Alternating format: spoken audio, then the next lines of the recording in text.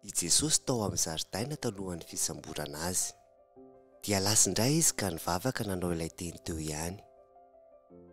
Ary noho niveriny indray izy dia nahita azy matory. Fa efa nilondolondo ny masony ka tsy hitany izay havaliny azy. Ary avy fantelony izy dia nanao taminy hoe: matory ary ankehitriny ka miala sasatra ianareo. Aoka izay, efa tonga ny ora. Indro ny zanak'olona tolotra eo an-tanàn'ny mpanota.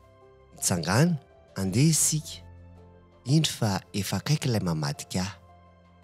Ary niaraka tamin'izay raha mbola niteny izy dia avy Jodasy, isan'ny 12 sady nisy vahoaka niaraka taminy nitondra sabatra sy langalangy. Nirahan'ny loholon'ny mpisorona sy ny mpanorandalàna ary ny loholona.